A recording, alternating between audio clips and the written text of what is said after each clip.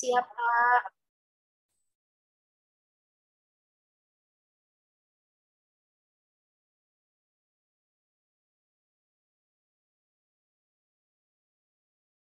Oke, saya share materinya. Ya, materinya berkenaan dengan analisis regresi berganda ya. Nah, ini saya ambil dari bukunya Damodar Gujarati ya, bab 8. Jadi dalam analisis regresi ya, di mana kita tahu bahwa analisis regresi ini digunakan atau sebuah metode yang digunakan untuk menganalisis hubungan kausal dari beberapa, karena di sini multiple ya, dari beberapa variabel independen atau variabel yang mempengaruhi atau variabel bebas gitu ya, terhadap satu variabel dependen atau variabel yang dipengaruhi atau variabel tak bebasnya. Nah, dalam metode statistik, dalam metode ekonometrik di sini ya, setiap metode itu punya batasan-batasan atau asumsi-asumsi yang harus dipenuhi. Ya. Nah, misalnya yang pertama kali kita tahu bahwa yang terpenting itu adalah asumsi normalitas. Ya, di sini yang kita maksud dengan normalitas di sini adalah bahwa disturban atau pengganggu ini kan artinya begini, bahwa apa yang kita amati sebagai respon, sebagai dependent variable itu merupakan komponennya dua. Komponennya dua. Yang pertama yaitu apa yang kita kendalikan sebagai variabel-variabel bebas itu dikendalikan ya. Dan apa yang tidak bisa dikendalikan oleh peneliti. Apa yang tidak bisa dikendalikan peneliti itu yang masuk dalam komponen disturban ya, dalam komponen disturban. Nah, itu. Nah,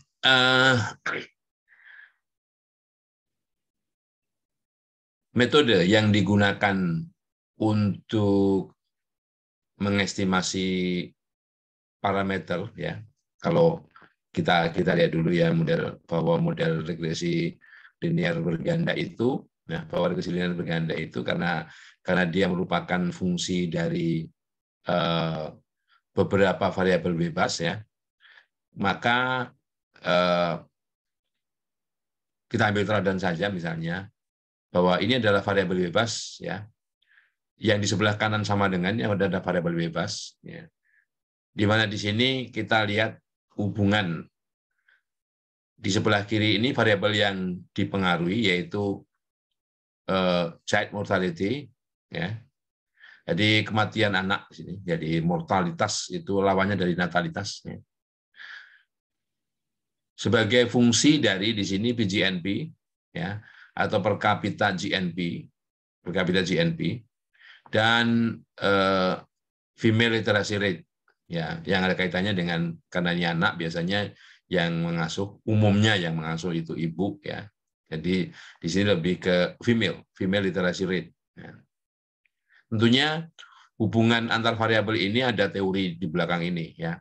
Jadi apa yang kita pelajari di sini adalah bagaimana kita mengestimasi ya, karena ini hubungannya dalam bentuk fungsi atau fungsional, mengestimasi seberapa besar pengaruh dari masing-masing variabel independen ini ke variabel dependent, gitu ya. Tentunya berdasarkan data. Jadi angka-angka ini muncul tentunya berdasarkan data.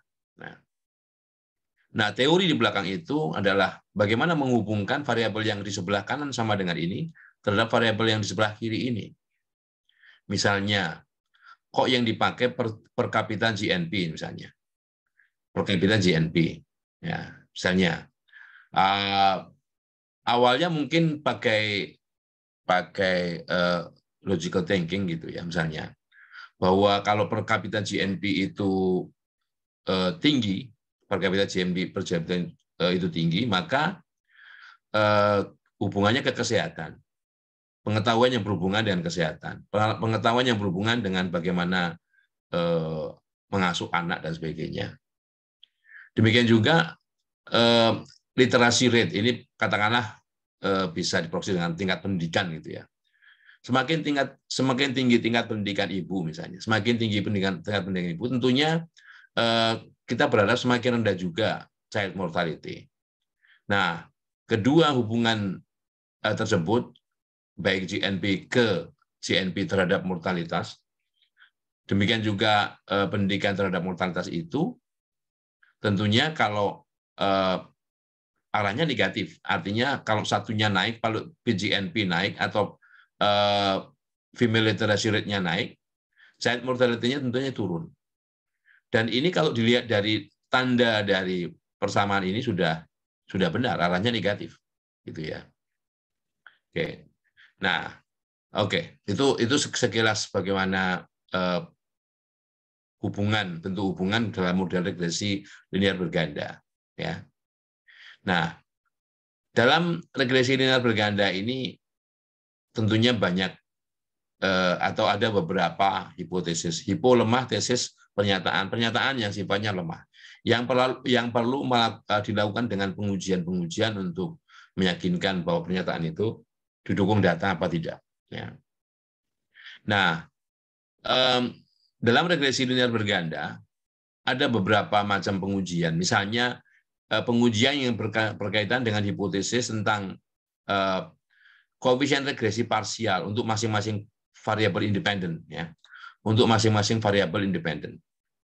Kemudian overall significance dari keseluruhan variabel independen yang dipakai itu, ya. Kalau di sini masing-masing ini parsial, ini simultaneous, ini bersama, ya. Misalnya variabel yang mempengaruhi tadi 2, ya.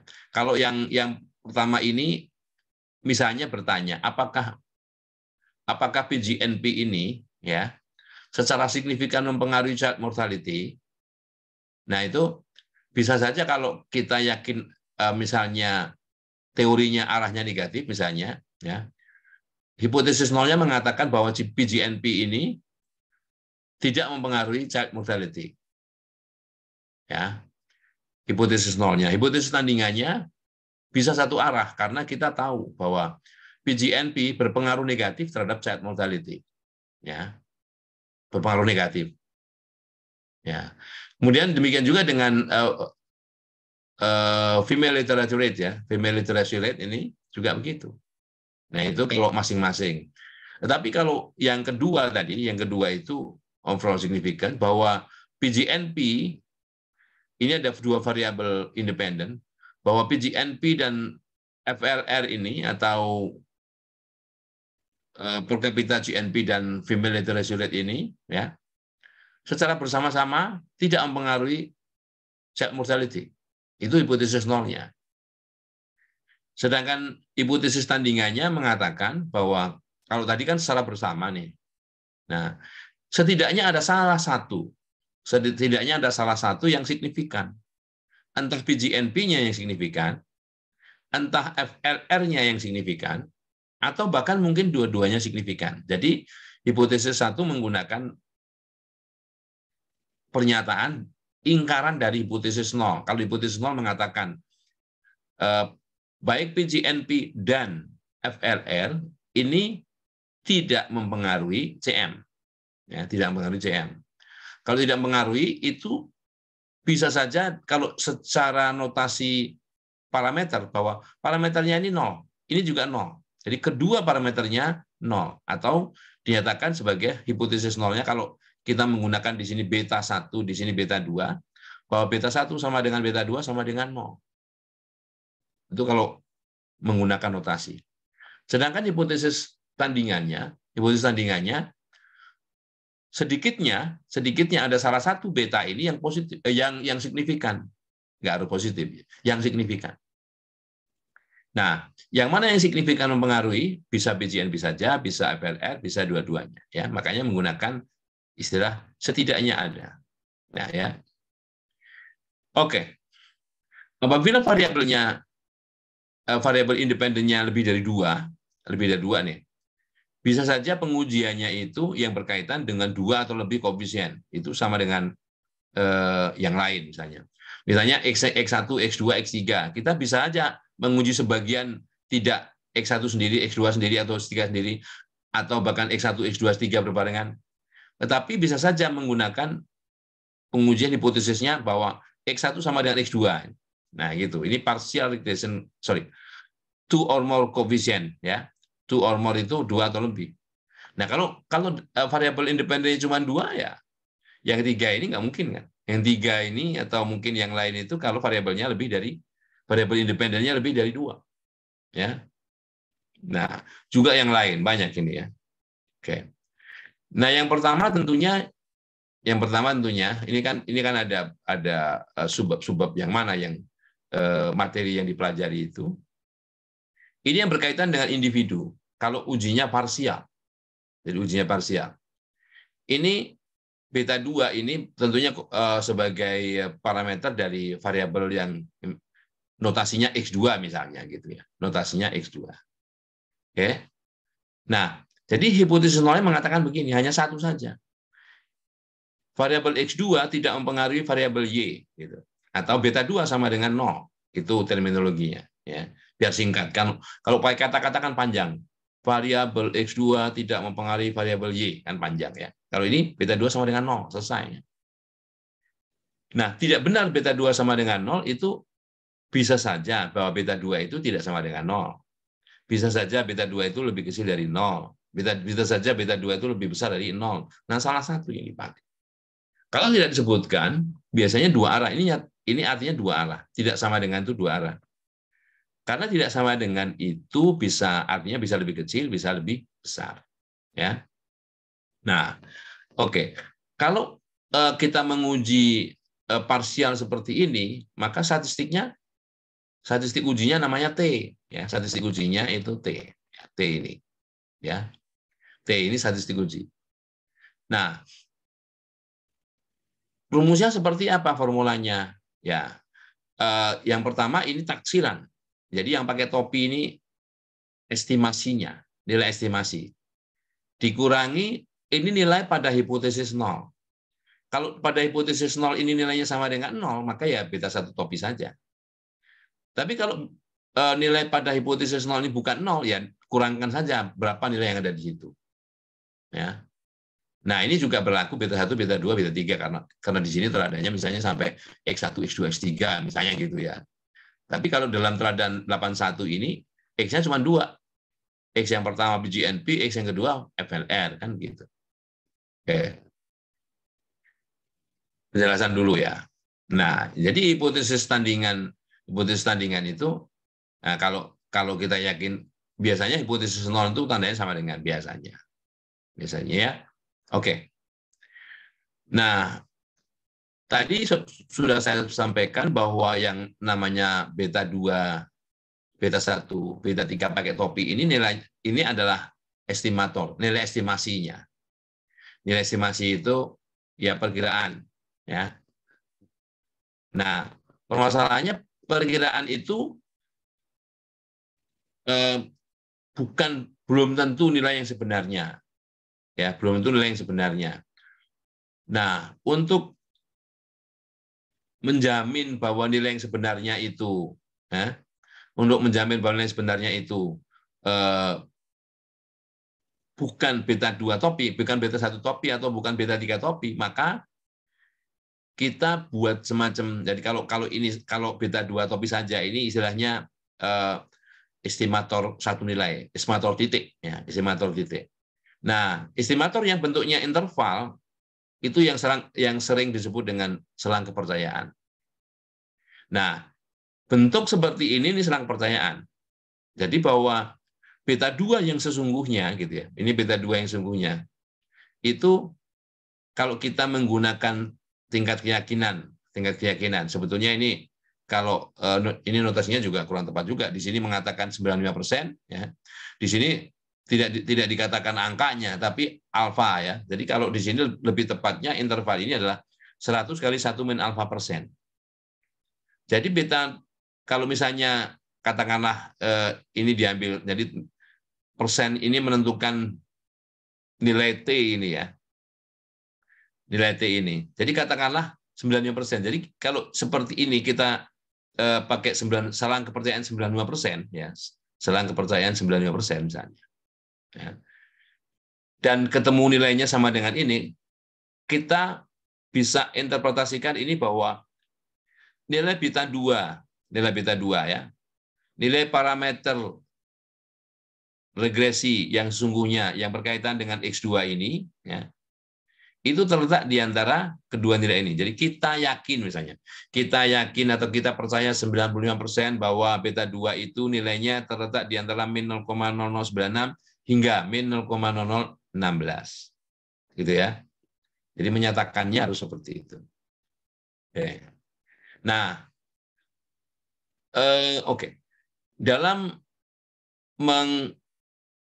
menguji ya, dalam mengeksplor apa yang disebut dengan residual tadi atau disturban tadi bisa menggunakan berbagai cara. Misalnya di sini kalau mau ditampilkan histogramnya, ya diagram batang seperti ini, ya. Nah, di sini ini ada informasi yang berkaitan dengan residu tadi, dengan error, ya. Oke, banyaknya ini adalah banyaknya pengamatan 64 ya. Kemudian ini adalah error-errornya ya. Rata-ratanya. Karena ini 0 lah. Ini kan 10 pangkat min 14 mestinya ya. Ini min 14-nya harusnya di atas. Ya. Medianya, maksimumnya, minimum dan sebagainya. Ini kemiringan. Ya. Nah, ini adalah statistik yang digunakan untuk menguji apakah distribusi dari error itu normal apa tidak. Ya, normal apa tidak. Jadi hipotesisnya berbunyi begini, H0, residual atau disturban berdistribusi normal. Ya. Hipotesis tandingannya, residual atau disturban tidak berdistribusi normal. Nah, kesimpulannya dilihat dari sini. Probability ini menyatakan 0,75, 60 sekian, ya, atau 75%.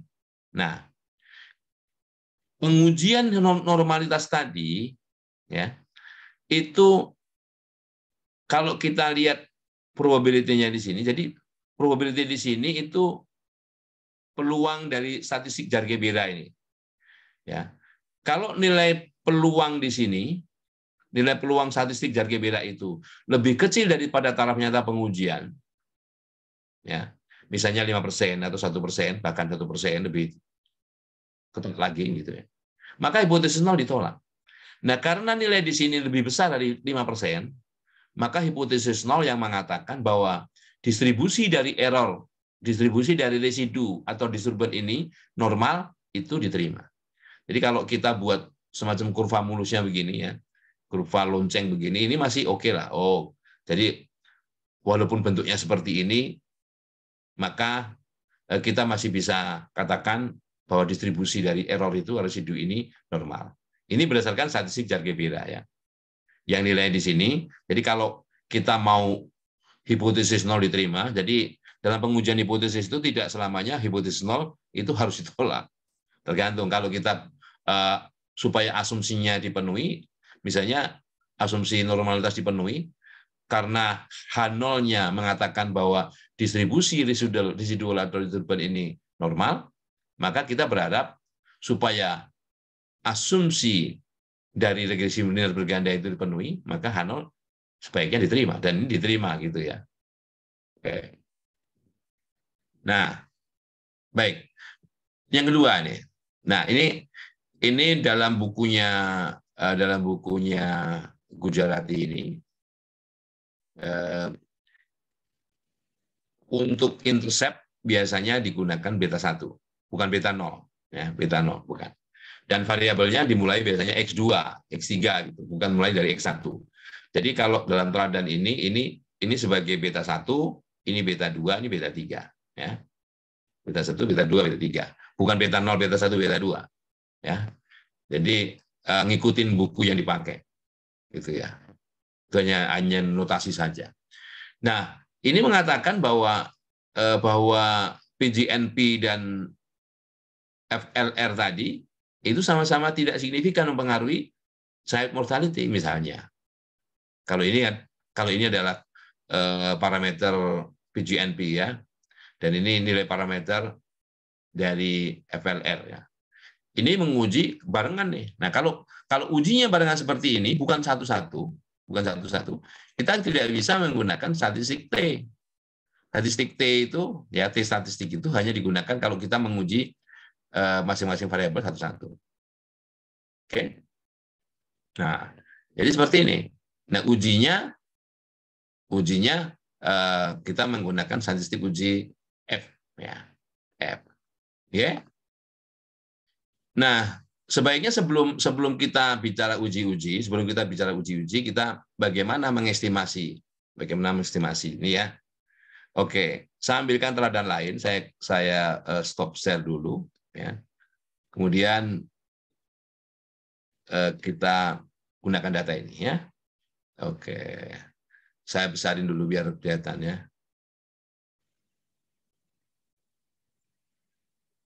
Oke ya. Yang dilihat data sebelah kiri dulu. Ini data di bukunya Gujarati juga.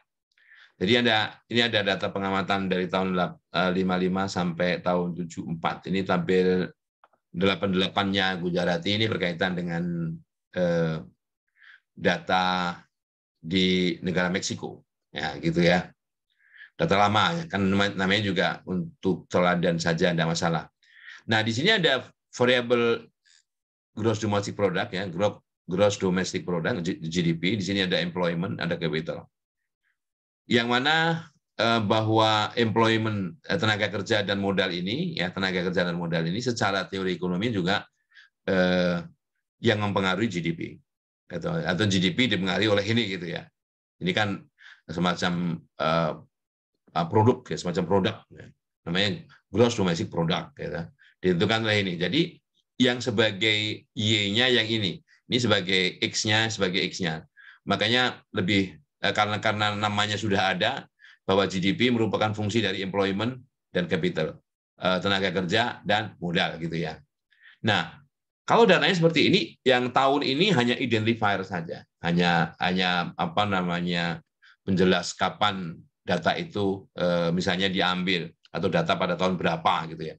Jadi sebetulnya yang berkaitan hubungan apa namanya, variabelnya ini. Kalau dikaitkan dengan tahunnya, ya tahunnya ini otomatis jelas urut, gitu ya. Nah, sekarang begini.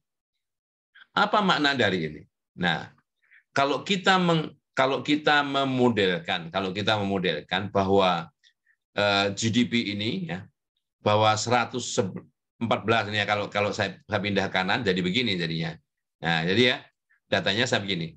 Bahwa GDP ini sama dengan sesuatu ini yang disebut dengan konstanta, ya, A, ya, A, atau di buku lain ada, kalau ini B0, ini B1 ya, ini B0 ini nanti dalam kebanyakan buku menggunakan istilah konstanta atau intercept, ya. Jadi 114.043 ini sama dengan A ditambah, ya. Kalau nilai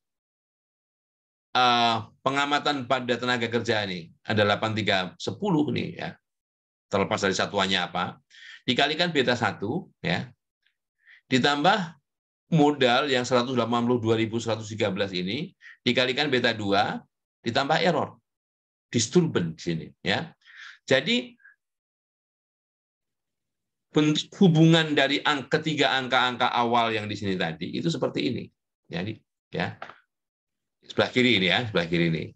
Kalau seperti ini aja, apa maksudnya ini, kan gitu. Nah, ini kalau secara tertulis jadi begini, bahwa 120 nih, ini data kedua nih, 120.410 sama dengan A kali B1 kali 8529 tambah B2 kali sekian tambah U2.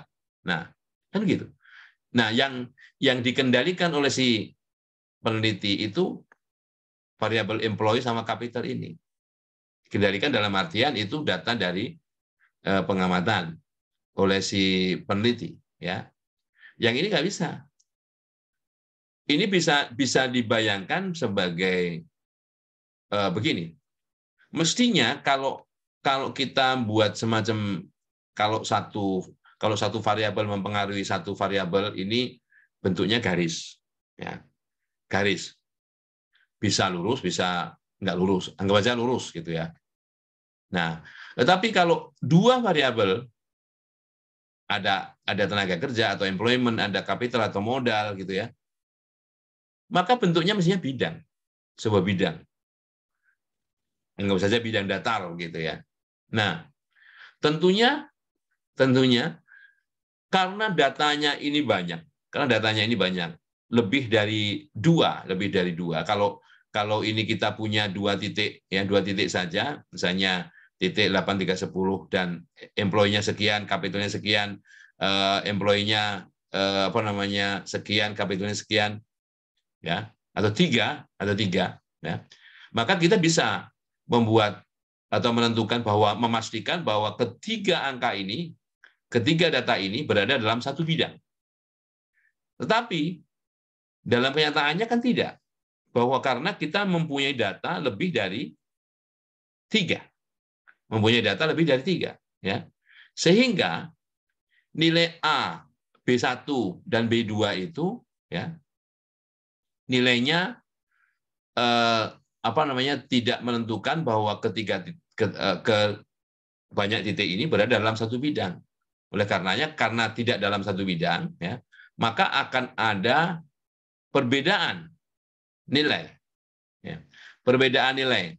Bahwa nilai GDP yang sebenarnya ini, 114043 ini nilai yang sebenarnya.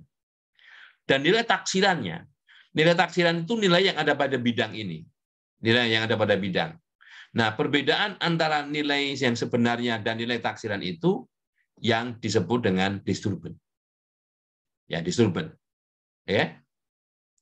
Nah, di sini nilainya namanya beda-beda, U1, U2 tergantung urutan pengamatannya, ya. Sedang yang lain sama, ini B1 semua, B2 semua, A semua begitu. Nah, terus bagaimana tujuan kita adalah mengestimasi ini. Berapa A, B1, B2 ini? Tujuan kita, ya, mengestimasi. Karena salah satu tujuan dari regresi linear berganda itu adalah digunakan untuk estimasi. Kalau nilai employee-nya sekian, misalnya tidak ada di sini ya, misalnya 8.400, kemudian modalnya 200.000, ya, itu perkiraan GDP-nya berapa? Misalnya begitu, ya, tujuannya untuk prediksi, ya. Prediksi lebih ke arah bukan memforecast ya, bukan meramal, tapi prediksi dalam artian estimasi. Nah, oleh karenanya ada satu metode yang namanya metode jumlah kuadrat terkecil, ya. Jumlah kuadrat terkecil, atau sebetulnya yang dikuadratkan apa? Yang dikuadratkan itu ya error ini, disturbance ini tapi kuadratnya. Kalau masing-masing disturbance ini dikuadratkan, jumlahkan, nah, maka akan ada A, B1 dan B2 ini yang meminimumkan error ini. Nah, ya. Nah, selanjutnya dengan metode OLS atau ordinary least square itu, apa yang kita cari? Yang kita cari adalah, nah ini dulu. Jadi persamaannya kalau ini terlalu banyak, ini kan 20 baris ya. Ini ada 20 baris ya. Baris ke-21 berarti dari baris 2 berarti ada 20 baris. Ada 20 baris.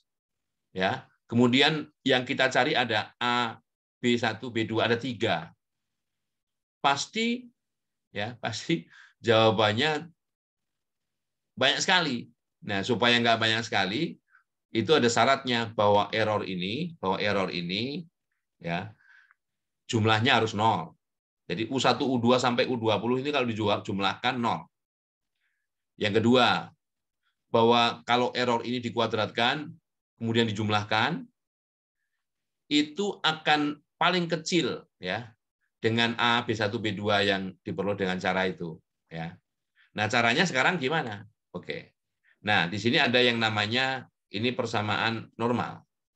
Ini persamaan normal. Yang mau kita cari ini yang mau kita cari. Jadi ini adalah yang mau kita cari, gitu ya. Nah, ini kita harus menghitung. N adalah banyaknya data. Ya. N ini biar cepat tadi saya tidak menggunakan sigma. Jadi ini N itu banyaknya data. Ini jumlah data yang berkaitan dengan E, employee. Jumlah data modal. Ya, ke bawah kolom. Ini kolom employee, kolom modal ya. Ini simetris. Ya, simetris SE, SE, SE, SE.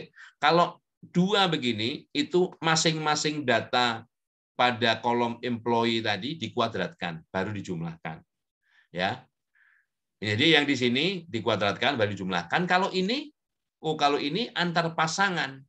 Pasangan dari employee, employment dan capital. Pasangan datanya dikalikan kemudian jumlahin ya. Gitu ya. Jadi kalau nggak ada kuadratnya, kemudian ada dua nama kolom yang berbeda, ini E itu dari employee, G GNP ya. Gitu ya. Jadi oleh karenanya kita bisa melakukannya secara manual, bisa melakukannya secara kalau sedikit misalnya manual. Jadi caranya begini. Oke, kita sorot dulu ini ya, kita beri nama GDP. Jangan 3 huruf karena dalam Excel ini bisa jadi GDP itu nama kolom ya. Saya beri nama GDP ya, GDP misalnya data. GDP data ya. Nah, ini employee lebih dari 4 huruf nggak masalah, lebih dari 3 huruf nggak masalah. Jadi employee gitu aja. Ya. Employee. Gitu ya. Sorry. Aduh, yang di situ. Di sini. Employee. Nah, oke. Kalau yang di sini capital. Ya. Ini saya beri nama capital. Oke. Nah, jadi di sini banyaknya data. Banyaknya data boleh pakai employee, pakai capital atau pakai GDP nggak masalah. Jadi banyaknya data itu count ya. Count itu menghitung mencacah banyaknya data. Apa namanya? GDP data, gitu ya. Boleh GDP data, boleh employee, boleh capital. Ada 20 datanya, betul ya? Nah, yang di sini ini jumlah itu sum ya. Sum dari employee ya. Oke. Ini tidak case sensitif. Tidak case sensitif artinya saya memberi nama tadi huruf besar semua, di sini langsung berubah huruf besar semua ya. Sum employee. Ini sum capital. Sum capital. Nggak masalah. Mau huruf besar, huruf kecil nggak masalah ya. Nah, ini kan sama nih simetris. Karena simetris kopikan saja ini, kopikan ya. Kopikan di bawahnya sama dengan kopikan. Oke, itu sum ya. Yang di sini S2 itu bukan sum tapi sum SQ, sum square ya. Sum square employee, ya kan? Oke. Besar datanya ya. Ini sum square capital ya. Oke. Datanya besar nih. Ada plus 12 ya. Besar kali. Nah, yang di sini bukan sum square, bukan sum square, tapi sum product. Sum jumlah hasil kali ya. Jumlah hasil kali antara apa? Employee ya. Kemudian capital. Ya. Oke. Oke. Jadi kalau benar nih biru, ini biru sebelah kiri, ini merah ya. Oke. Nah, yang di sini juga sama saja. Mau capital dulu baru employee, hasilnya pasti sama dan itu karena simetris. Ya. Oke. Nah, sekarang gini. Yang di sini ada nih. Ini kan tetap ya. Ini saya copy di bawahnya. Ya. Ini SG sum dari GDP data. Oke. Oke. Nah, SEG sum product ya. Sum product antara employee ya employee. Kalau salah dia nggak mau ya kan? Employee, ya, dengan GDP data. Oke. Yang terakhir, nah kalau nggak mau salah ya gini aja, kopikan sini, ya, Ctrl V. Nah, kemudian ini diganti employee-nya dengan kapital, ya. Kapital. Oke ya. Nah, sekarang ini artinya begini. Sekarang ada 3 persamaan. Persamaannya apa nih? 20 kali A ditambah 23.000 kali B1 ditambah 680 kali B2 sama dengan ini. Itu yang pertama.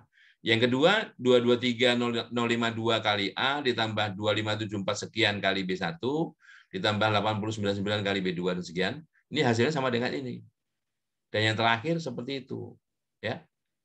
Nah, untuk itu maka cara mencarinya itu bahwa kita yakinkan bahwa ini punya matriks itu tidak singular. Artinya determinannya tidak sama dengan 0. Caranya gimana? Ini mdeterm. Mdeterm ya. Mdeterm ini dari matriks ini nih. Ya. Caranya gitu ya, nanti bisa diulang lagi. Nah, ini tidak 0. Artinya ini punya matriks, punya kebalikan. Punya kebalikan ya. Dan kebalikannya itu bisa dicari di sini. Saya tulis tahapan demi tahapan. Karena matriksnya 3x3, ini juga 3x3 hasilnya. Tulis ya, sama dengan matriks kebalikan. M inverse. Ya. Yang mana yang mau dicari kebalikannya? Yang ini nih. Ini kita sorot ya. Ini, kurung tutup. Ya. Nah, jangan tekan sama dengan, tapi tekan 3 tombol sekaligus. Ctrl, Shift sama dengan. Nah, jadi kan ya. Jadi gini. Nah, ini kebalikannya. Sehingga nilai AB1, B2 ini berapa gitu ya. Nah, ini nilainya sama dengan. Nah, matriks kebalikan ini ya, kita kalikan dengan matriks ini atau vektor ini ya. Oke ya. Caranya gimana? Ini matriks 3x3, ini 3x1, hasilnya 3x1, 3 baris 1 kolom ya. Kemudian mengalihkan matriks. Mengalihkan itu multiply matriks M. Jadi M ini matriks ya. MULT ini mengalihkan matriks. Ya, mengalihkan matriks. Pertama yang matriks yang mana yang dikalikan? Ini. Ya, ikutin itu. Koma, kalau di komputer saya koma. Yang kedua yang ini, yang mana? Oh ini. Yang kedua yang ini nih. Ya, sorot, kurung tutup ya. Sekali lagi. Operasi yang menggunakan seperti ini, lebih dari 1 kolom, lebih dari 1 sel itu jangan tekan enter saja tapi Ctrl Shift enter. Nah, jadi nilainya nih. Jadi taksiran dari A-nya min 38.831. Ya. Taksiran dari beta 1 atau B1 nilainya 7,4. Taksiran dari B2 ini 0,51. Ya. Nah, ini tadi kan apa namanya tenaga kerja ini ya. Ini modal. Nah, tentunya mengingat harus membacanya, mengekspresikannya harus tahu satuan dari masing-masing variabel tadi apa. Jadi taksiran dari GDP itu nilainya sama dengan min 38831, sekian ditambah 7,464 kali tenaga kerja ditambah 0,511 sekian kali modal atau kapital ya. Nah, ini adalah tahap awal dalam regresi itu adalah mencari nilai estimasi ya. Ya. Oke. Nah, kalau menginterpretasikannya tentunya sesuai dengan langkah-langkahnya ya, bahwa untuk beta 2 ini yang berkaitan dengan modal, bahwa kalau modalnya misalnya berubah satu satuan modal, nah satu satuan modalnya di sana apa? 4.000 atau apa ya, atau juta itu, maka GDP-nya berubah sekian, 0,511. Ya, berubah naik karena tandanya positif. Ada tambahan pada taraf tingkat tenaga kerja yang sama atau ceteris paribus. Ya, demikian juga 7,4 ini kalau tenaga kerja bertambah, gitu ya, tenaga kerja yang ditambah, ya, satu satuan tenaga kerja itu mungkin 1.000 orang atau apa ya di sana, tergantung datanya unitnya apa. Maka GDP-nya bertambah sekian 7,4 satuan GDP pada taraf modal yang sama atau ceteris paribus. Ya. Nah, ini cara bagaimana untuk mendapatkan nilai-nilai ini. Tentunya juga harus saya ajari bagaimana cara tahapan demi tahapannya ya. Tapi kalau kita menganalisis dengan cara begini lama ya, tapi biar tahu karena ini adalah yang dasarnya ya, yang dasarnya. Mungkin di tempat lain saya tidak akan ngajari beginian, tapi justru di tempat lain lagi saya akan ngajari lebih detail lagi daripada ini gitu ya. Jadi tergantung siapa audiennya. Oke. Nah, oke. Ini cuman kalau dengan cara seperti ini lama nih, baru ini sekian menit aja baru dapat nilai ininya kan. Nah, sekarang bagaimana supaya agak lebih cepat gitu ya. Nah, oke. Supaya agak lebih cepat, nah, kita buat begini ya. Ini saya kopikan nih. Saya kopikan di sini. Ini pakai Excel dulu nih, pakai Excel dulu ya. Saya taruh di sheet baru begini. Ya. Oke. Belum mau ya. Copy, oh salah. Nah, copy di sini ya. Tahunnya nggak saya copy.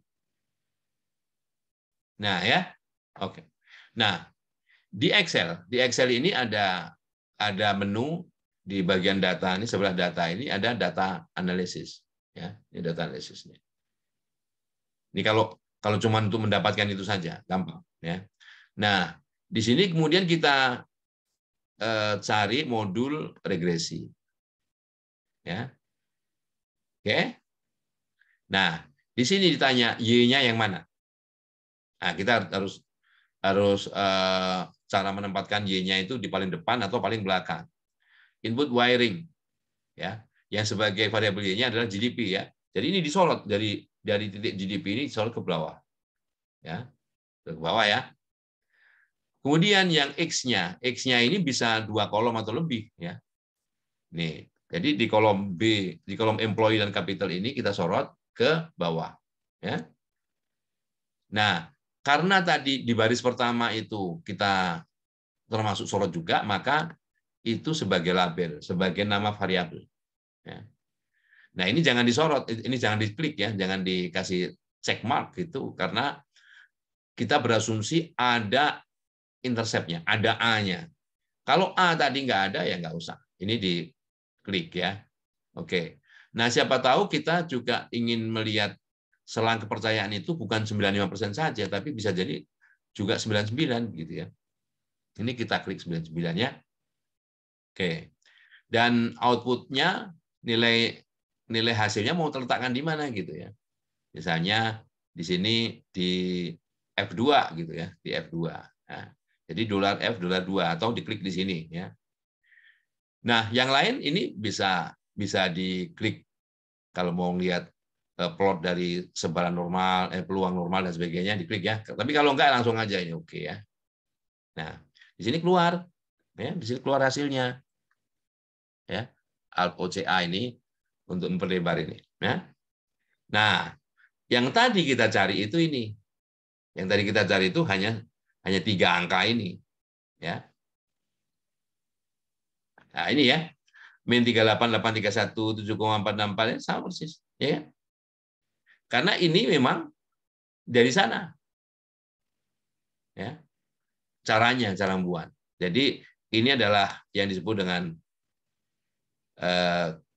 koefisien atau parameter regresi. Yang ini A, ini B1, ini B2.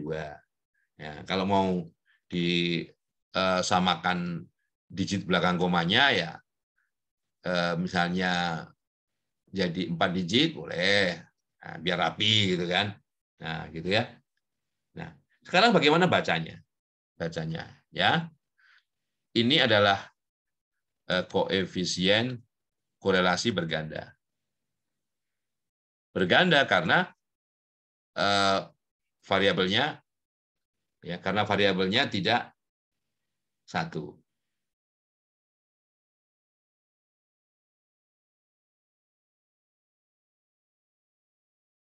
Ya, kalau nggak ngerti nanti diulang lagi ya.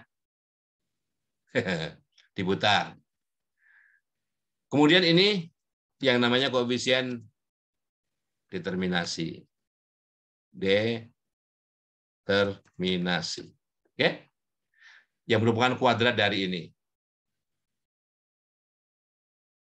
Kuadrat dari koefisien korelasi berganda. Ya, ini koefisien determinasi. Ya. Oke, ini banyaknya variabel, banyaknya data, sorry. Ini banyaknya data. Oke. Nah, baik ya. Nah, ini adalah analisis keragaman. Jadi total itu GDP tadi, ya, GDP tadi itu di sini diuji berdasarkan ada dua variabel bebas yang mempengaruhi. Ini H0-nya ya, H0. H0-nya bunyinya tadi apa? Employee ya, employee dan kapital yang ada kaitannya dengan data tadi ya, itu tidak mempengaruhi ya GDP. Kan gitu. Nolnya hipotesis nol. Dari apa? Dari ini, dari pernyataan ini. Ini ujinya ini ya, ujian di sini. Hipotesis tandingannya H1-nya itu bahwa salah satu entah employee, entah capital, minimal salah satu ya, minimal salah satu employee ya atau capital itu mempengaruhi GDP. Ya. Oke. Nah, hipotesis ini pengujiannya pakai ANOVA ini. Pakai ANOVA ya. Nah, di sini kita lihat nilai peluangnya. Ini signifikan itu nilai peluang ya. Nilai ini kecil ya, nilai ini 1,45 ini kali 10 pangkat min 20 itu sangat-sangat kecil ya. Oke. Ini kalau saya klik komanya ini, kalau saya klik komanya, itu 0 ya kan. Tapi sebetulnya bukan 0. Karena nilai sangat kecil. Ya.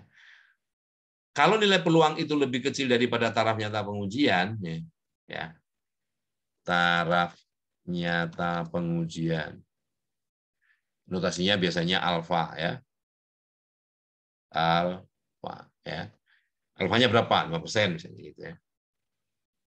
Maka hipotesis nolnya ditolak. Nah di sini mengatakan, di sini terlihat bahwa nilai peluang di sini jauh lebih kecil daripada 1%. Nilai peluangnya sangat kecil. Artinya H0 ini tidak benar. Yang benar H1. Minimal employee atau capital itu mempengaruhi GDP. Ya. Mempengaruhi GDP. Nah, yang mana? Apakah employee saja atau capital saja atau dua-duanya? Baru kita lihat yang parsialnya di sini. Ya. Kita lihat ya. Ini employee. Yang dilihat P value di sini. Yang dilihat P value-nya juga. Ini juga P value kan? Ini P value. Cuman statistik ini F. Ini statistiknya T, ya. Nah, bandingkan nilai di sini, ya. Untuk employee ini signifikan apa enggak? Tergantung alfanya. Alfanya berapa? 5%. Apakah ini lebih kecil dari 5%? Iya, ya kan? Ini kan 1%, 1,06%, ya. Kalau 1%, enggak dong. Kalau 1% ini 1,06% lebih besar. Ya. Nah, kalau yang 5% bisa lihat di sini juga. Ini yang 5% nih, ya. Yang 5% bisa lihat, saya tandai ini warnanya biru. Lihat di sini. Ini lower upper. Jadi batas bawah, batas atas. Kalau kita yakinnya 95%. Atau kita gunakan taraf nyata 5%. Bahwa nilai employee itu ya dari 1,9 sampai 12,96. 94, sorry. Dan nilai ini dari batas bawah ke batas atas ini tidak lewat angka 0, betul? Tidak lewat angka 0. Artinya bahwa pengujian 5% untuk employee ini signifikan. Tapi kalau 1% nggak signifikan nih, ya. Kalau 1% tidak signifikan. Karena apa? Ya. Kalau kita yakinnya 99% atau taraf nyata pengujiannya 1%, bahwa nilai yang sebenarnya employee ini kisarannya lewat angka 0. Jadi bisa jadi angka 0, ya. Karena bukan hanya 7,46, 7,46 ini istilahnya sama hasil pengujiannya kalau kita ambil nilainya itu di antara ini, ya. Ini bisa diartikan sama dengan 0. Ya. Oke. Makanya hati-hati kalau chatting. Ya.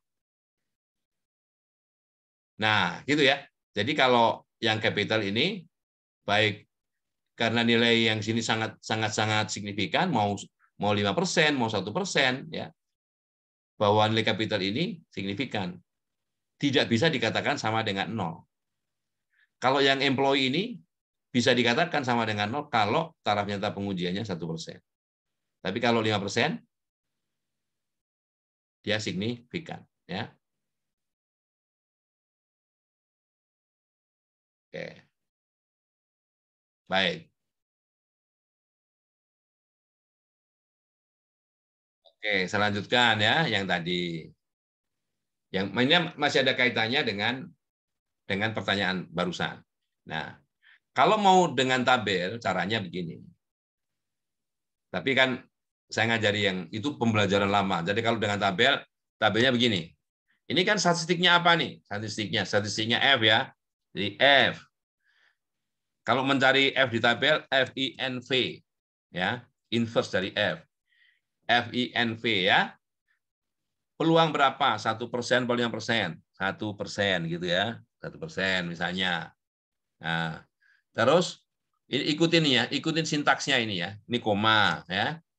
Kemudian derajat bebas regresinya berapa? 2.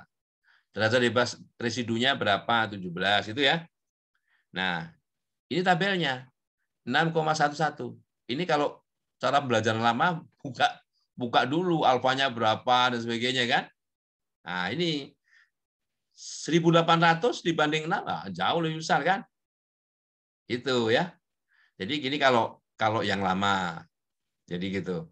Ini juga gitu. Di sini kalau misalnya pakai pembelajaran lama juga nilai peluang ini juga dicari tabel T-nya itu berapa dulu gitu kan. Tabel bandingnya. Jadi nanti signifikan apa enggak usah. Jadi enggak perlu ini. Tidak perlu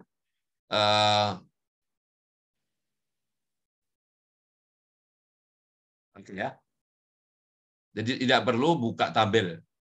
Yang perlu dibaca nilai peluangnya ya. SIG.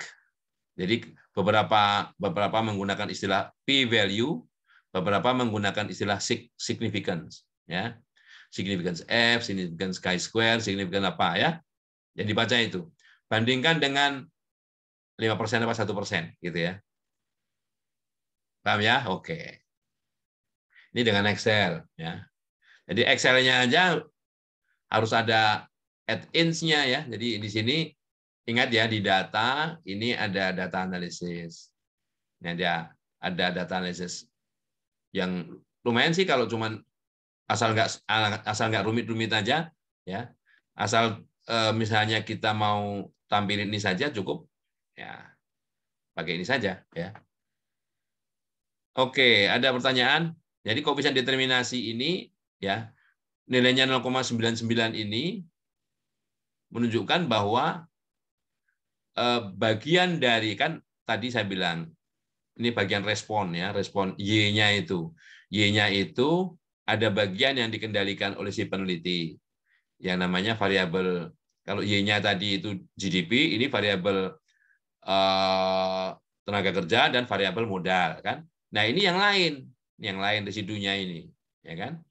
Nah, kalau hasil residunya ini, kalau ini kan angkanya jelek ya, angkanya jelek nih. Kalau hasil residunya ini lebih besar daripada yang model regresinya, jelek. Kalau ini kelihatan bahwa kalau kita bandingkan ya, kita bagi SS regresi ini dibagi dengan SS total. Ya. SS regresi, apa yang diterangkan oleh regresi itu terhadap total, itu nilainya 99%, 99,53 ini. Ini yang sering disebut koefisien determinasi. Artinya, ini sudah 99,53%. Bahwa variasi data GDP tadi, itu sudah diterangkan oleh tenaga kerja dan modal. Sudah 99%. Berarti yang lain dikit, kecil sekali. Oke? Paham ya? Alright. Nah, sekarang begini, sekarang. Permasalahannya apakah modelnya itu apakah modelnya ini seperti ini? Apakah GDP itu dinyatakan sebagai begini, seperti yang saya jelasin di sini? Ya. Apakah GDP itu dinyatakan sebagai persamaannya seperti ini? Nah, padahal yang namanya fungsi produksi itu tidak begitu. Variabel yang dihubungkan itu bukan variabel langsung seperti ini, tapi lognya, tapi logaritmanya. Ya, jadi ini saya copy begini ya. Ini saya copy judulnya aja. Saya copy judulnya ke sheet 3. Nanti filenya saya kirim ya. Jadi kan begini nih. Jadi saya ganti ini GDP-nya log GDP gitu ya. Log LN. LN GDP. Ini juga LN employee. Ini LN capital. LN capital. Oke. Nah, masing-masing saya logkan. Jadi LN gitu ya, log LN dari data ini. Oke. Kurang tutup ya. Nah, karena semua dilogkan, maka saya bisa langsung kopikan gini. Ya. 2, 3, 4 sampai baris 21. Ya, copy. Oke, lihat datanya sekarang. Datanya sekarang digitnya cuma 2. Daripada digitnya seperti ini. Alasan lain adalah bahwa sebetulnya GDP itu hubungannya bukan aditif, tapi multiplikatif. Bahwa GDP sama dengan konstanta kali, bukan tambah employee pangkat sesuatu kali kapital pangkat sesuatu, itu kali error. Nah, errornya juga pangkat error itu. Nah, sehingga kita punya supaya bisa dikerjakan ya model multiplikatif tadi, supaya bisa dikerjakan dengan model aditif, semua di-log-kan. Ya. Bahwa log, misalnya log A kali B kan sama dengan log A ditambah log B. Ini ya. Oke. Jadi ini sekarang yang kita mau regresikan dengan model tadi, dengan bantuan data analisis ini ya. Dengan bantuan data analisis. Ingat ya, nanti kalau lupa ya, ini gunanya saya rekam itu biar bisa diputar ulang. Ya. Coba kalau kuliahnya nggak direkam. Nah, mau tanya siapa? Ya, ini log employee, log capital, ya. Ya, udah kan? Udah semua. Kemudian outputnya di sini saya letakkan di mana aja ya? E2, misalnya E2 ya. Oke. Lihat. Oh, siap. Ya. Nih, R-nya masih juga 0,99, tapi ini juga ya, ini juga nilai yang sangat kecil ya. Jadi kalau diklik di home ini, diklik komanya ini, nilainya sangat kecil ya. Mau 8 digit pun masih belum angka ya. Karena setelah 20 baru angka. Setelah digit ke 20. Nah, koefisiennya jadi ini koefisiennya nih. Ya, koefisiennya jadi ini. Jadi taksiran dari log GDP gitu ya.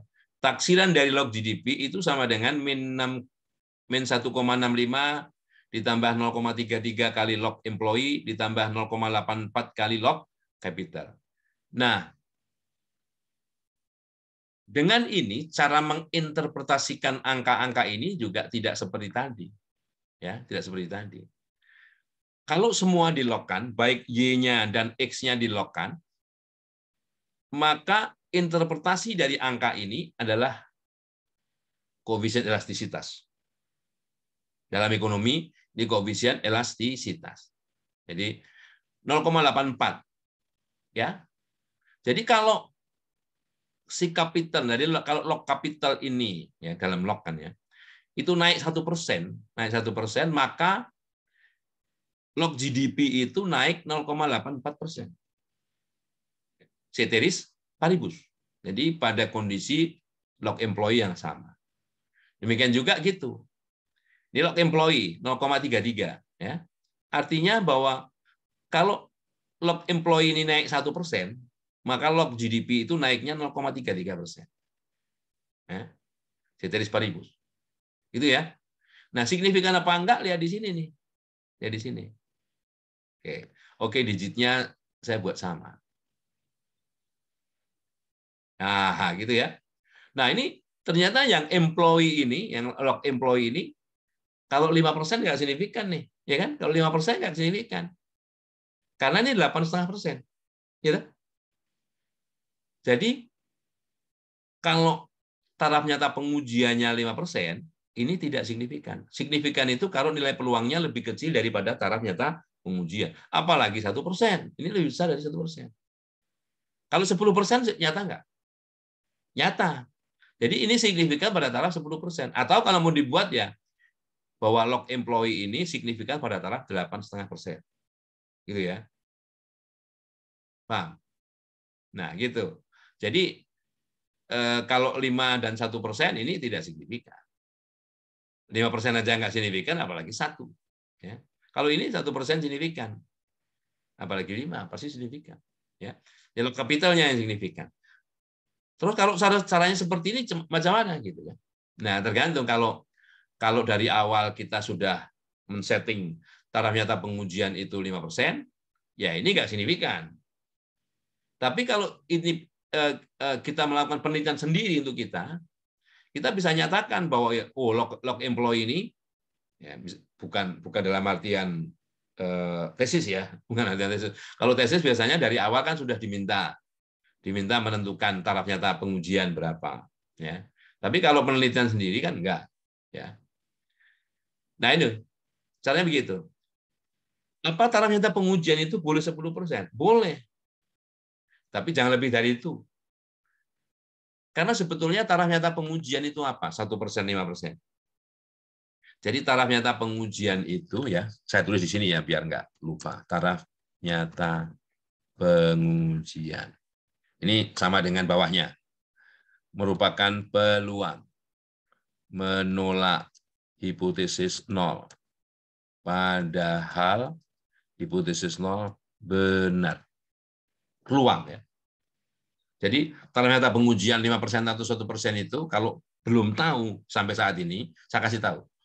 Itu peluang menolak hipotesis nol, padahal hipotesis nol itu benar. Benar kok ditolak. Ya. Sesuatu yang benar mestinya jangan dilanggar. Kan begitu. Jadi inilah statistik. masih memberikan toleransi. Ya, toleransi. Toleransinya berapa? Nah, tergantung alfanya berapa. 5% artinya dari 100 pengambilan keputusan yang sama loh ya, itu kita masih diperbolehkan membuat kesalahan paling banyak 5. Kalau 5%.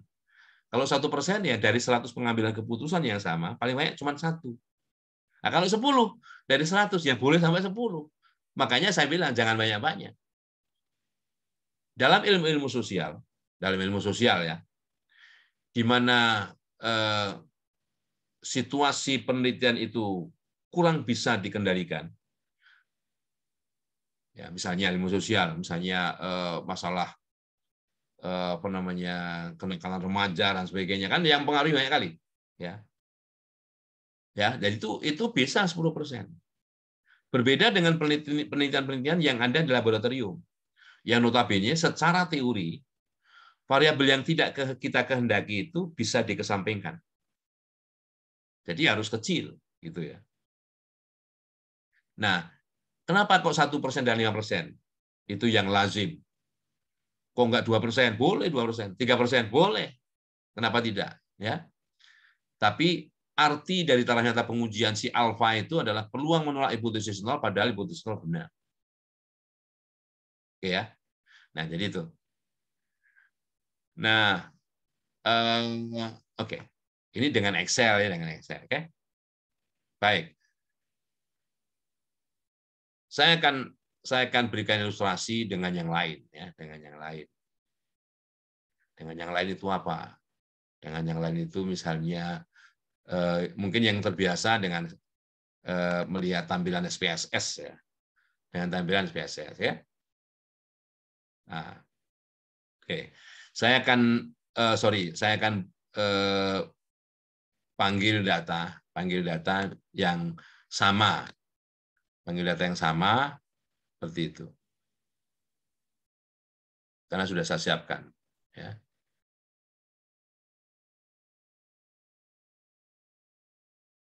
Oke. Mana nih? File open. Aduh. Recently used data. Excel gitu nanti. Import. Oke, no. Jadi harus karena datanya kita pakai tadi ya, saya buat dulu datanya ini bukan Gujarati 88. Saya ambil buat data baru sini ya. Pakai Excel, bentar, itu nggak kelihatan dulu.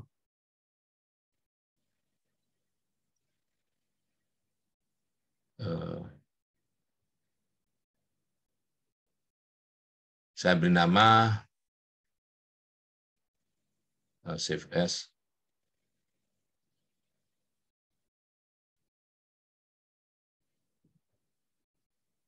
Gujarati aja. Bentar.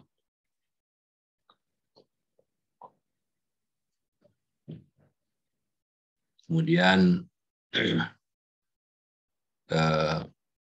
di sini saya panggil. Kayaknya nggak bisa begini deh. Import data. Jadi kalau kita buat datanya di Excel, kita bisa mengimport data di Excel dari Excel ya. Di D saya beri nama Gujarati aja. Oke, Gujarati aja ya. Oke. Oke sajalah.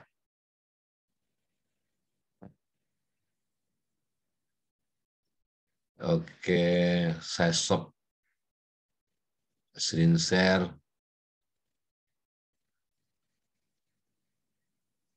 Ya, datanya ini. Nah, oke.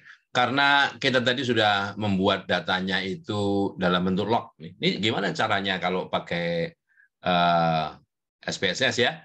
Kita klik transform compute variable. Buat variabel baru.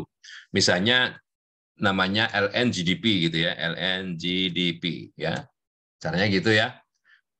LNGDP itu ini prosesnya kayak tadi, kayak waktu apa namanya di Excel tadi, hanya nih pakai modul ya.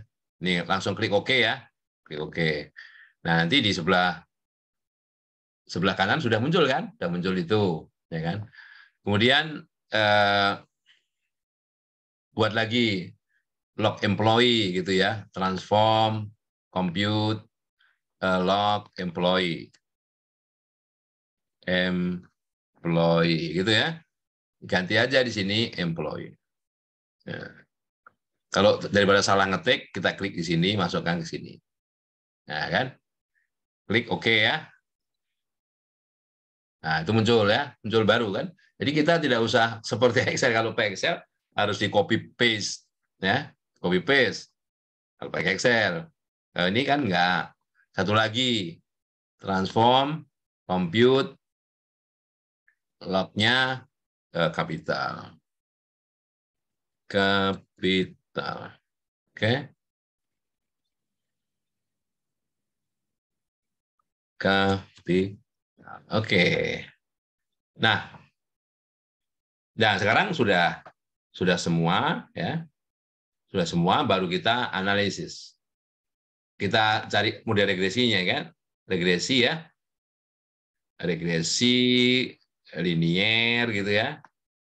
Nah, di sini sebagai dependent variabelnya adalah log GDP gitu ya. Kemudian log employee sama log capitalnya masuk sebagai variabel independen. Oke.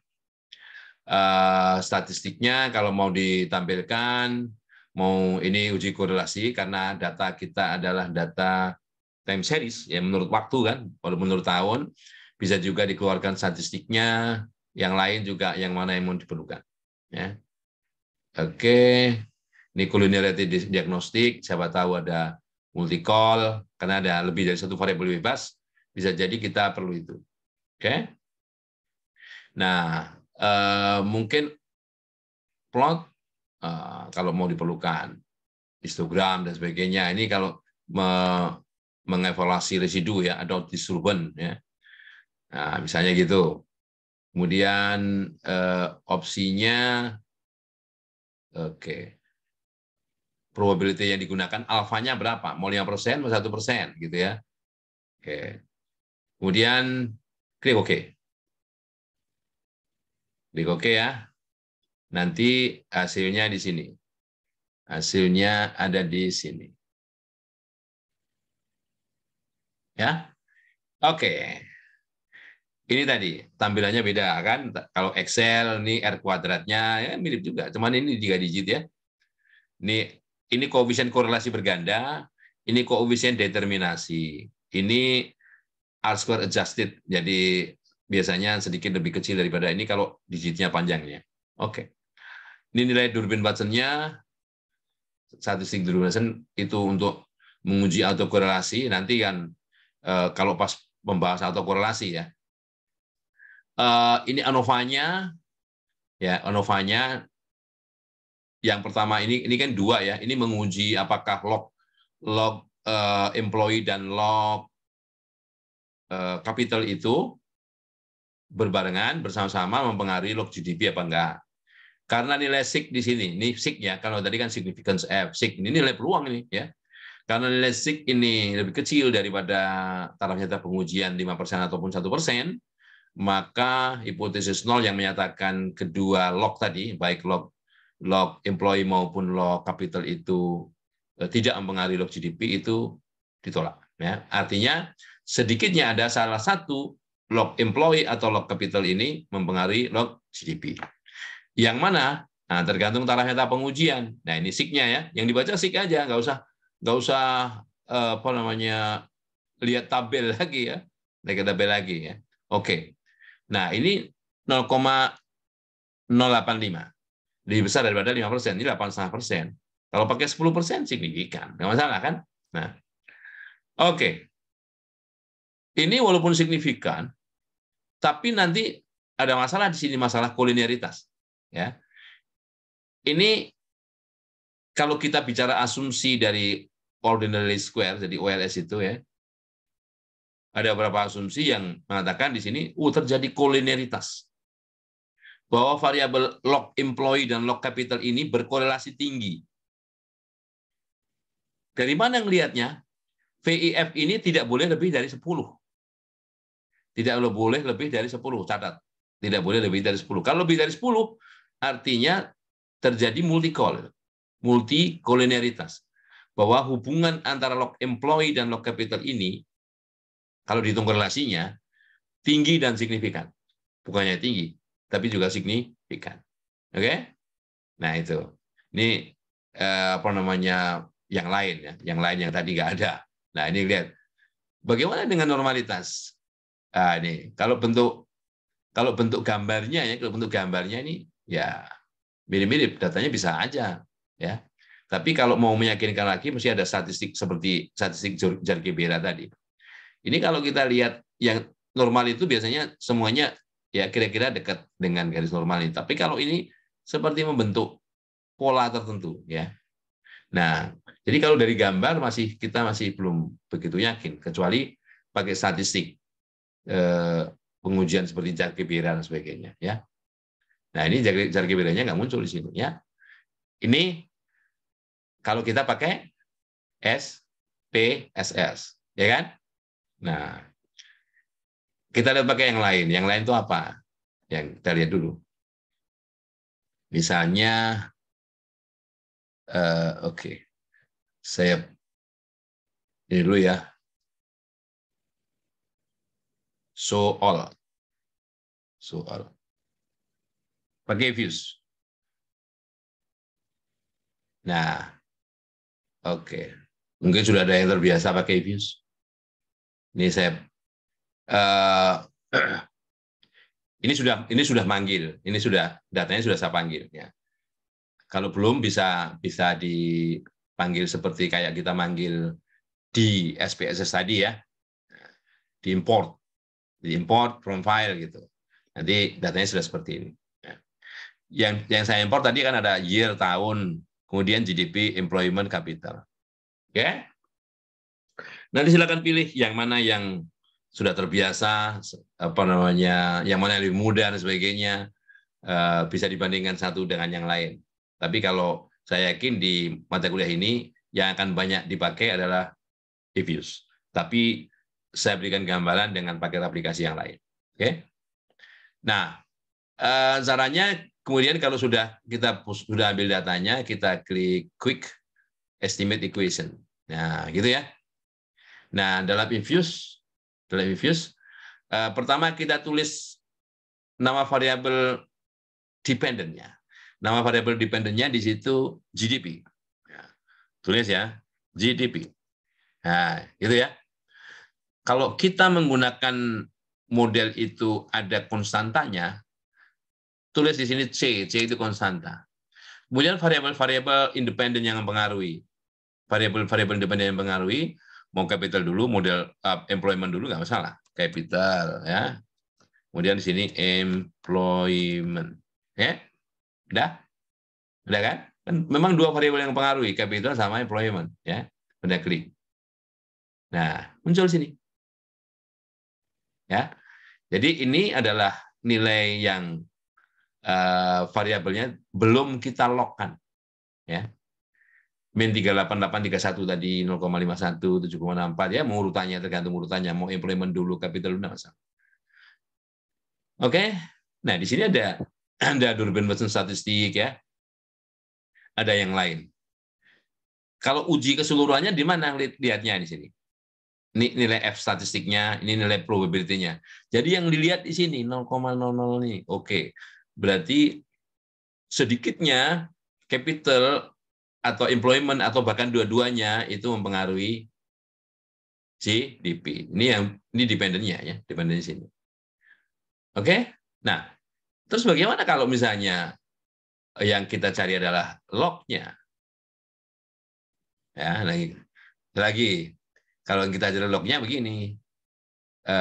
Quick estimate equation ya. Nah, ya tulis saja. Nah, log-nya itu LOG ya. LOG bukan LN. LOG dari GDP. LOG dari GDP, konstantanya nggak usah di-login. kemudian LOG dari employment atau tenaga kerja, sorry, ya, LOG dari capital. Oke, ting. Nah, muncul ya. Nah, jadi jauh lebih simple, tapi outputnya ini, ya, outputnya ini, ya, sama tadi min 1,65, 0,3397, 0,8 sama kan? Sama. Ini yang dilockkan. Ini yang koefisien elastisitas. Interpretasinya koefisien elastisitas tenaga kerja terhadap GDP. Ya, ini koefisien elastisitas modal terhadap GDP. Oke, ini Durbin Watsonnya. Yang mana yang signifikan? Nih, 0,85 sama kan? Yang log employment-nya signifikan pada taraf 8,5%. Oke. Ada pertanyaan? Nah, jadi materi saya ini mengantarkan itu. Meskipun nanti ada bahasan khusus, termasuk bagaimana mengatasinya, itu mungkin sudah bukan, mungkin akan dijelaskan oleh yang lain ya. Di sini ada, di view di sini, jadi di view di sini itu ada yang digunakan untuk melihat, mendiagnose hal-hal yang lain. Misalnya ini, VIF, Variation Inflation Factor. Ini untuk melihat apakah terjadi multikolonialitas. Ya kan? Tadi kan 29 tadi kan? Lebih dari 10. Jadi antara log employment dan log capital ini berkorelasi tinggi. Ya. Di view ini apa saja yang bisa kita lihat? Ini representasi ya. Nih. Jadi ini adalah perintahnya. Ya. Perintahnya kalau kita menggunakan komen. Kalau tadi kan LS-nya nggak kita tulis karena menggunakan modul jendela itu. Nah, estimasinya ini modelnya, model estimasinya, dan ini hasilnya. Jadi kalau ditanya tuliskan model regresinya ini, taksiran log GDP sama dengan, nah ini, ya, oke, itu di view. Nah ini view output ya tadi ya. Mungkin ini kalau kita ngelihat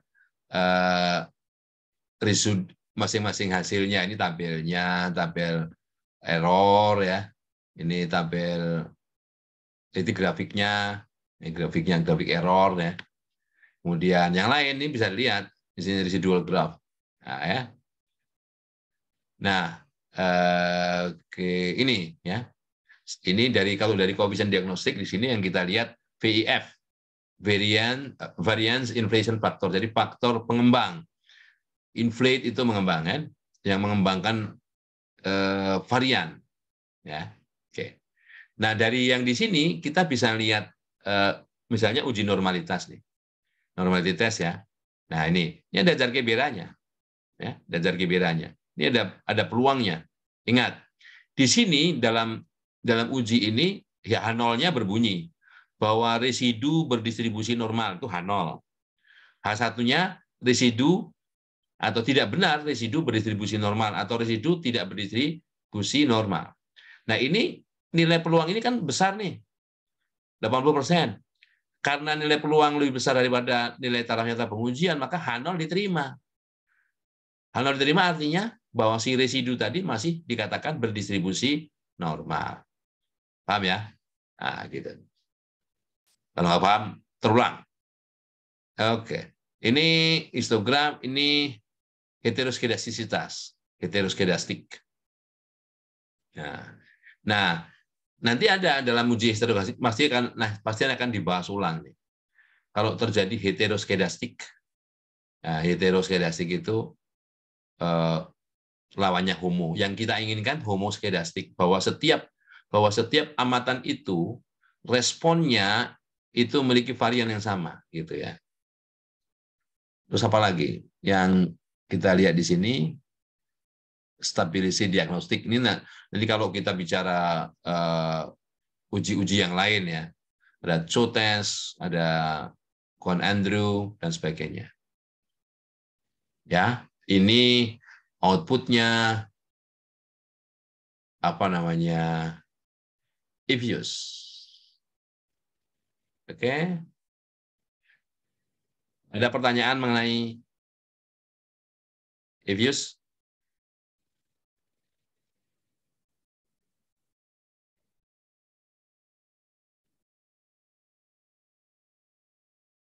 Oke. Kalau enggak, kita lihat yang lain. Apa ya?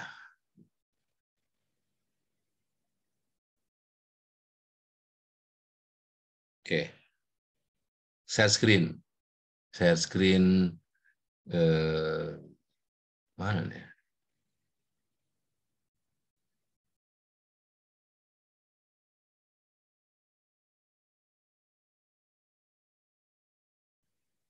Oke. Sebentar.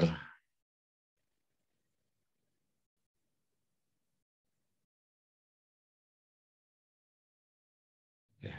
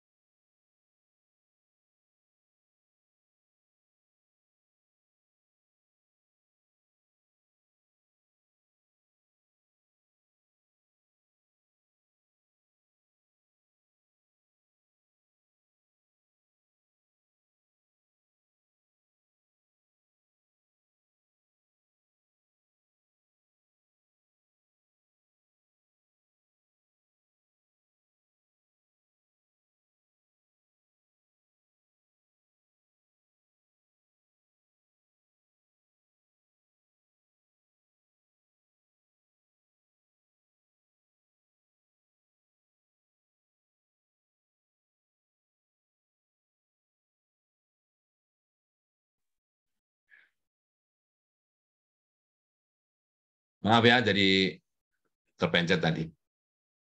Ini pakai R, ya. Jadi datanya ada di directory D, namanya Gujarati. Waduh, sebentar. Ini tercabut, lowbat. Oke, oke. Saya ulangi ya. Ini saya hapus dulu. Ya. Ini saya running, kemudian kita panggil library. Library itu kumpulan fungsi ada di sana, ya. Ini fungsinya menggambar. Kita menggambar X-nya, sumbu X-nya adalah tenaga kerja, sumbu Y-nya GDP.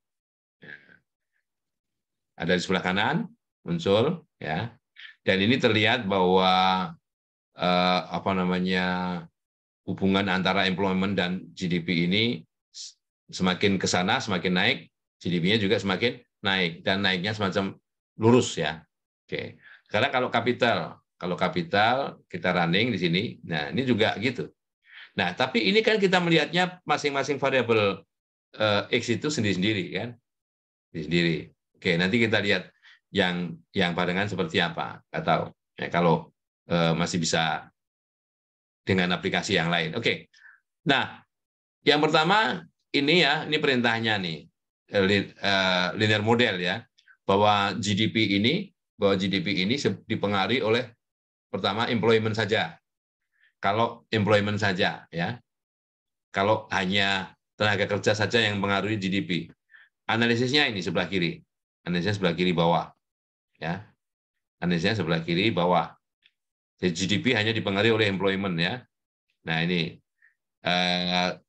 nilai signifikannya ini PR itu probability, ini kecil, signifikan, ya, employment signifikan. Kalau sekarang yang kapital yang mempengaruhi secara sendiri-sendiri, ya. Nah, kalau kapital yang mempengaruhi sama aja nih. Ya. Kita lihat summary-nya. Nah, ini ya, kapital. signifikan, bahkan lebih kecil daripada 2 kali 10 pangkat min 16. Ya. Tuh. Oke. Ini apa yang kita lakukan sini? Visrek. Visrek itu kalau kita model pertama dan model kedua itu kalau digambarkan secara ini seperti apa? Ini kalau ini kurang besar di zoom. Ya, di zoom. Nah, itu nggak kelihatan ya. Zoom-nya seperti ini. Nah, gitu ya. Jadi yang dekat rata-rata ini intervalnya kecil. Jadi yang biru ini persamaan regresinya lurus ya. Nah, yang abu-abu itu daerah di mana persamaan itu tidak harus di sini, bisa saja dia meleset ke kiri dikit, ke atas dikit, ke bawah dikit gitu ya. Nah, yang paling sempit di sini, yang paling kecil selisihnya di sini adalah pas di rata-rata X. Ya, pas di rata-rata X. Semakin jauh dari rata-rata, ini intervalnya semakin lebar. Gitu ya. Oke. Nah, itu gambaran intervalnya. Model 2 juga bisa sama aja begitu ya. Nah, sekarang kalau kita running yang lain, ini ingin menggambarkan, ini cara tampilan-tampilan kalau R itu lebih variatif, misalnya gitu ya. Ini menggambarkan GDP dengan sebagai fungsi dari capital dari model saja. Nah, sekarang model 3 nih. Model 3, tadi ada model 1, model 2 ya. Ini model 3, analisisnya di bawah. Ya. Misalnya di bawah nih ya. Nah, ini employment capital dua-duanya. Yang model 3 itu sudah dimasukkan dua-duanya. Kan sama nih. Min 383. Ini E pangkat E plus 04 itu ada digitnya mundur sini sebanyak 4. Ya, jadi min 38.833. Nah, gitu ya. Sama dengan tadi. Hasilnya sama. Ya. Oke. Nah, kemudian model 4. Nah, model 4 ini kalau kita lock-kan. Nah, di sini kalau pakai R tinggal ditambahkan dengan lock ini. Ya. Sama seperti di eViews. Nah, sama seperti di eViews ya. Jadi kalau kita running summary-nya, nah ini sama yang tadi. Ini koefisien elastisitas. Koefisien elastisitas tenaga kerja, ini modal ya. Itu. Oke. Nah, ini koefisien itu model 4, model 5 ini model 5 itu model 5 itu gini. Sekarang kalau ini sebetulnya materi kuliah berikutnya, tapi saya singgung dikit ya, saya singgung dikit.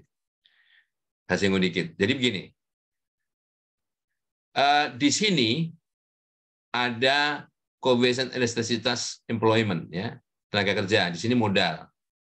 Nah, ada dalam istilah ekonomi yang disebut dengan constant return to scale. Ya, constant return to scale. Yaitu koefisien elastisitas tenaga kerja terhadap GDP ditambah koefisien elastisitas kapital atau modal terhadap GDP itu sama dengan 1 apa tidak? Nah, ya. Kalau secara matematik ini ya 0,33 0,84 ini lebih dari 1. Tapi walaupun lebih dari 1, itu secara pengujian itu signifikan apa tidak? Nah, itu bahan materi minggu depan ya. Di antaranya begitu. Tapi cara menganalisisnya ini di model 5 sudah saya singgung dulu. Yaitu setiap GDP ini setiap variabel ini masing-masing disederhanakan supaya bisa mengerjakan permasalahan itu, yaitu dibagi dengan tenaga kerja. Jadi kalau GDP per tenaga kerja ini kan produktivitas. Ya. Ini rasio GDP terhadap, jadi kita bisa langsung bagikan begini bisa. Jadi sebelum di-lock-kan itu GDP dibagi employment. Nah, employment dibagi employment kan 1. Lock 1 0 ya. Jadi nggak ada ini. Kemudian di sini capital dibagi employment.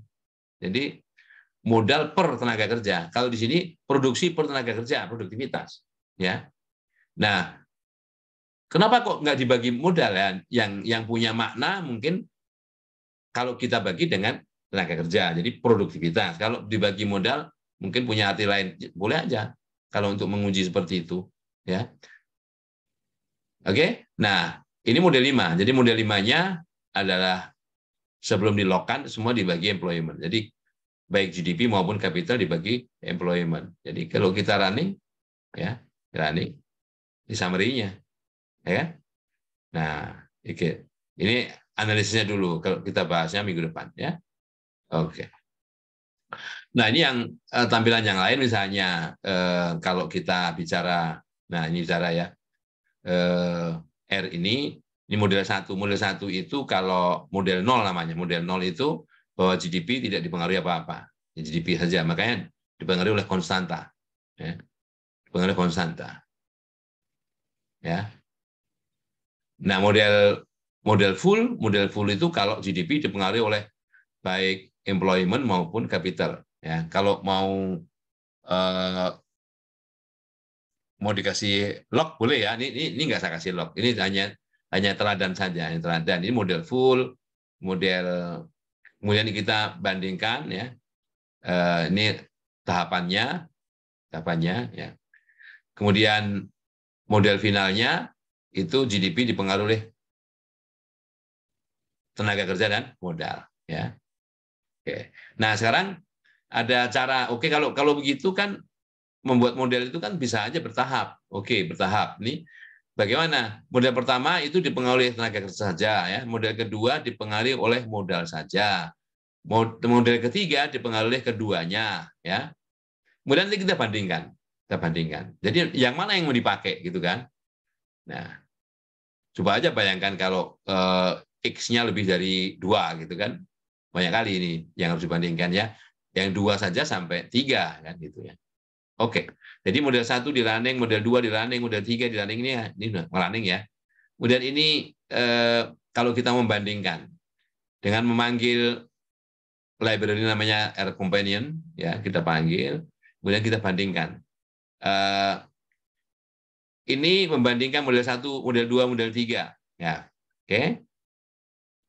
Dengan melihat menggunakan kriteria AIC atau ini AKIK Information Criterion.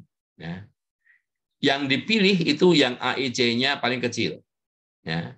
Atau BIC, Bayesian Information Criterion.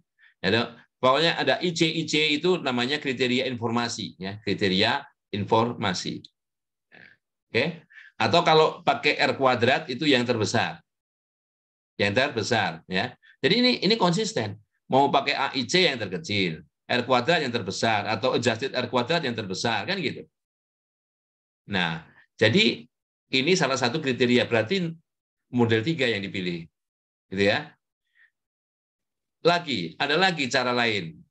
Membandingkannya dengan ANOVA. Kita running ya. Nah, ini. Ya, model pertama kan hanya ini saja, pengaruhnya tenaga kerja saja. Model kedua modal saja, model ketiga dua-duanya. Kita lihat ya. Yang signifikan. Oke. Ini dari 18 dari model pertama ke model kedua ini tidak ada perubahan derajat bebas. DF itu degrees of freedom. Tapi begitu ketambahan jadi dua-duanya ikut, perubahannya ini jadi dari 18 jadi 17. Ini adalah derajat bebas residu ya. Derajat bebas perubahannya. Ini signifikan. Yang lain ini ada. Yang lain misalnya kalau pakai likelihood ratio test. Nah, kalau pakai likelihood ratio test sama aja, hasilnya tetap yang bagus, yang model ketiga ya. Ini signifikan. Oke. Itu R ya. Saya kalau bisa modelnya satu lagi. Bentar ya. Gini, ini.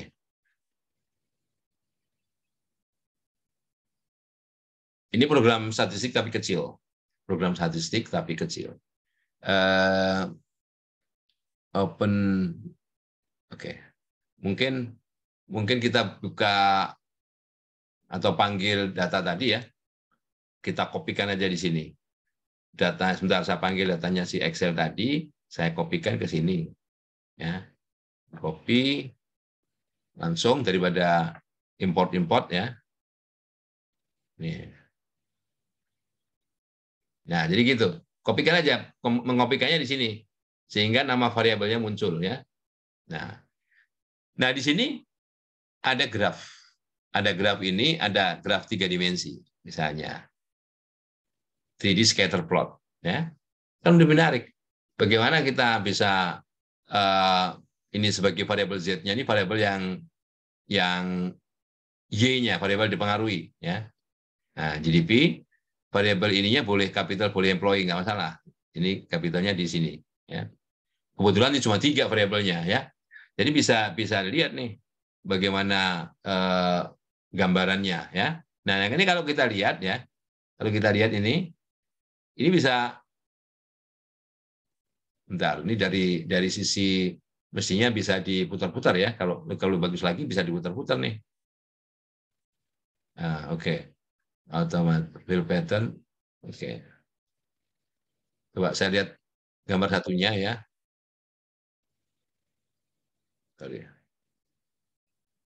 Graf satunya, graf 3D scatter plot.